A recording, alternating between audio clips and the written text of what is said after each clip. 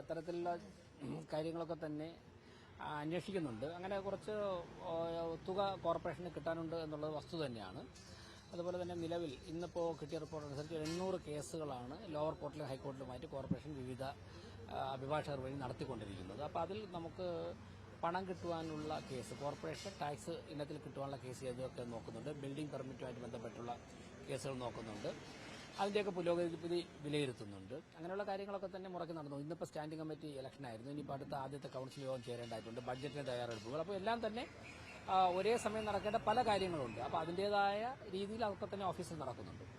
മറ്റൊരു കാര്യം, ഒരു ഓഫീസ് മുറിയുമായി ബന്ധപ്പെട്ട എംഎൽഎയും കൌൺസിലും തമ്മിൽ അനാവശ്യ വിവാദങ്ങൾക്ക് എംഎൽഎ തന്നെയാണ് വഴിവെച്ചത്. ഒടുവിലിപ്പോൾ എംഎൽഎ തന്നെ മറ്റൊരു ഓഫീസ് മുറിയെടുത്ത് മാറുന്നു എന്നുള്ള വിവരങ്ങൾ പങ്കുവയ്ക്കുന്നു. അപ്പോൾ ആദ്യമേ അത് ചെയ്തിരുന്നെങ്കിൽ ഈ വിവാദങ്ങൾ അല്ല, അതൊക്കെ ഞാനെന്താ അഭിപ്രായം പറയുന്നത്, അതൊക്കെ ഓരോരുത്തരുടെയും പ്രവർത്തനത്തിൻ്റെതായ ഘട്ടങ്ങൾ ഓരോരുത്തരെടുക്കുന്ന തീരുമാനമാണ്. അതിലിപ്പോൾ മേയർ എന്നുള്ള നിലയ്ക്ക് എനിക്ക് പ്രത്യേകിച്ച് അഭിപ്രായം പറയാൻ ഇടപെടാനുള്ളൊരു ആവശ്യമുള്ള കാര്യമല്ലല്ലോ. ഞാൻ അതുമായി ബന്ധപ്പെട്ട് ആദ്യം വന്ന സമയത്ത് തന്നെ മേയർ എന്നുള്ള നിലയ്ക്ക് കോർപ്പറേഷൻ്റെ അഭിപ്രായം പറഞ്ഞിരുന്നു.